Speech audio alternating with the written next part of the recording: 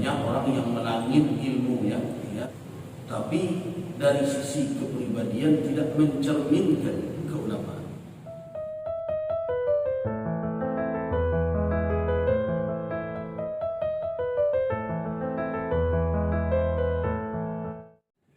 Ulama adalah suatu sifat alim, kata tunggalnya, jamaknya adalah ulama atau alimuna.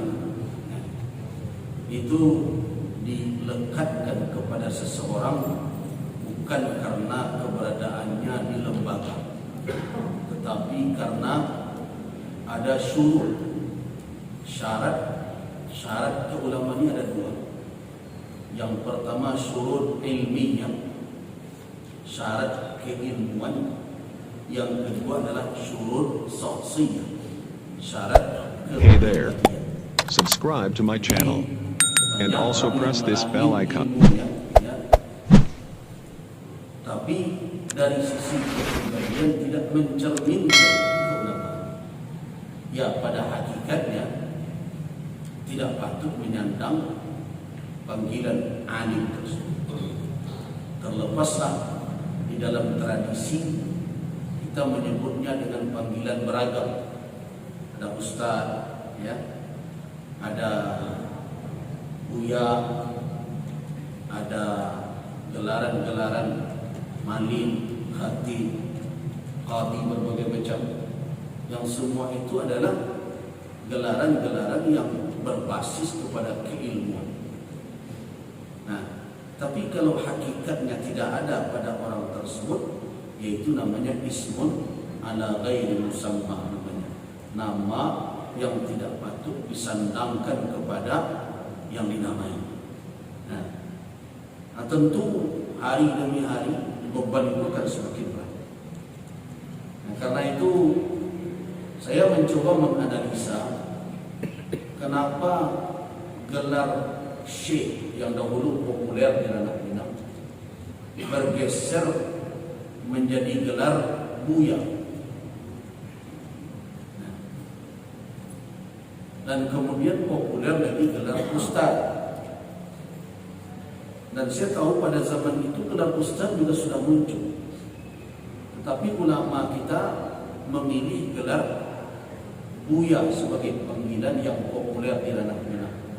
Dan pernah dahulu dikukuhkan di Majelis Ulama Sumatera Barat masa Ketua MUI Sumbar adalah Buya Profesor Dr. Nasrul Harun. Ketua komisinya adalah Ketua Komisi Fatwanya adalah Buya Rustam Ibrahim. Nah, pernah dibahas tentang gelaran syekh karena muncul waktu itu ada syekh Sohibul Fadilah berbagai macam dibahas. Dan akhirnya MUI Sumatera Barat juga memilih tetap lebih bagus dipilih panggilan dan dipopulerkan gelar buya. Ada dua alasan. Seingat saya, yang pertama adalah alasan dari sisi tradisi. Artinya masyarakat Minang sudah terbiasa dengan panggilan itu dibandingkan yang lain. Nah, di samping itu tradisi juga supaya mengembalikan peran ulama seperti buya di masa lalu, karena dianggap peran buya di masa lalu itu sudah terambil dari syarat mengatur. Kenapa? Karena dahulu buya itu melekat dengan surau. Itu alasannya dahulu dalam pembahasan. Kalau orang disebut buya, pasti ditanya orang, masuk. Jadi sudah melekat. Kalau ada surau, ditanya orang siapa ya? Sehingga ma'ruf di Minang, indah ada buya dan indah ada surau, dan indah ada surau dan indah ada buya. Kecuali kini. Niyo. Awak berharap Pak Wali Kota membalikkan gerakan balik basurau. Kalau kami di MUI tidak menyambutnya balik ke surau. Kalau balik ke surau tersinggung. Balik ke surau, bantu tidak ke surau kami selalu lain ke surau. Jadi nanti tidak basurau. Nah, surau itu punya nilai lain dibandingkan dengan bolak-balik ke surau. Ada nilai lain dibalik awak datang solat. Nah, di mata dangannya kalau dirantau surau orang, sekampung awak di mana ngaji dulu sasurau. Nah, jadi ada nilai yang berbeda. Nah, karena itu kalau MUI sejak dulu menyebutnya balik Basurau dan balik Banagari. Kalau nak balik ke Nagari, itu rantau sekali setahun. Silakanlah pulang. Sambut dengan hati yang senang. Lama berpisah. Tapi nanawa dengan Nagari, Banagari dan kadang dan kurang. Nagari dilecehkan orang, amiankan. Maksiat dibuat di tengah kampung, tidak membahas saja. Itu rasul indah Banagari namanya. Rasul itulah dan kami harapkan ditumbuhkan. Jadi itu makanya itu alasan pertama. Alasan kedua adalah alasan makna lughawi. Nah, makna bahasa. Lebih cocok kalau ustaz itu memang lebih mengarah kepada transfer keilmuan. Sehingga dipakai di orang kini, kalau zaman kini, kalau ustaz disebut orang di Timur Tengah, itu artinya profesor. Jadi kalau disebut ustaz, doktor, nah jadi kecil ustaz nak ngaji kalau saja. Kalau ustaz doktor maknanya profesor doktor. Nah, jadi ustaziyah memang lebih menunjukkan apa? Hierarkis keilmuan. So lawan dari ustaz adalah murid. Nah, beko padanannya murid, muallim, muta'allim. Itu posisi. Tapi kalau buya tidak ke situ arahnya. Buya berasal dari kata abi, ayahmu. Itu awal. Kemudian dia orang Arab. Orang Arab itu kan adalah bahasa slangnya namanya, bahasa harian. Sama dia awak, kalau awak dulu bahasa Minang bertanya ke orang, bu, ibu kapai kamano, itu dulu. Tapi kalau awak tak ajar becek kama tu, kama banyak mana hilang. Nah, terjadi tukuk tambah. Nah, jadi abi bergeser menjadi abu ya.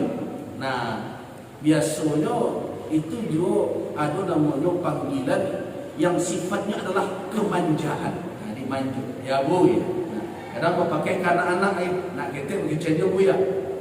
Ya bu ya, ta'al bu ya. Jadi artinya itu menunjukkan satu adalah keakraban. Yang kedua maknanya karena akarnya dari bapak itu mengandung makna tarbiyah. Jadi makna pembinaan. Nah, itulah kemungkinannya dulu untuk dipilih Galabuya. Kenapa? Supaya hubungan ulama dengan umat serupa hubungan bapak yo. Nah, gitu. Nah, tapi kini lah kamari laki selalu ya. Itu masalahnya. Nah, jadi syarat keilmuan dia, syarat yang kedua adalah pembinaan kepada umat. Seorang buya harus aktif membina. Aku pernah berceramahkan dulu, tidak berulang lagi, membina umat itu indah serupa batanak jo magic kom, tapi batanak jo kayu bakar.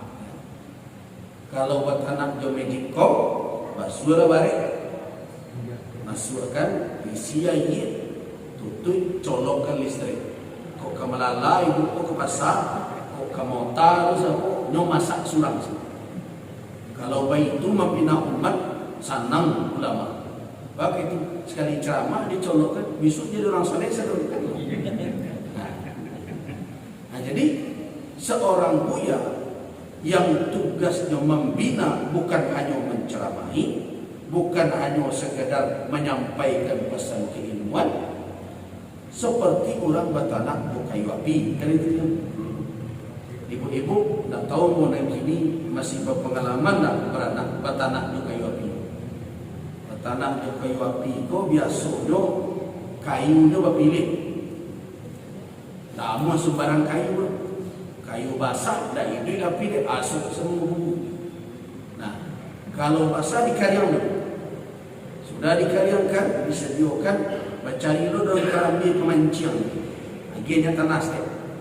Nah, lah hidup, aku di tangan aku ada saluang, bukan saluang untuk berendam. Nah, saluang untuk mamui api. Nah, diletakkan nasi itu bajago yang itu tu. Kalau tak gadang na bako, tak bakarnya. Kalau tak ketek no, masak matanya. Begitu. Kalau lah mulai agak separuh masak no, makadang airnya berkurang. Nah, begitu dulu. Sampai masak sehingga lama nasi itu. Itu buyak kerajaan itu. Jadi tidak bisa hit and run. Itu istilah Solo no? Hit and run. Serang, lari, tidak bisa model itu. Tapi batunggu, ba'a reaksi umat, ada terjadi semua. Nah itulah makanya MUI mengimbau kepada para ulama boleh berkeliling, silahkanlah. Tapi dan basis sampai awak membina umat harus satu. Jangan keliling tangis saja. Sehingga tak tahu mana binaan awak.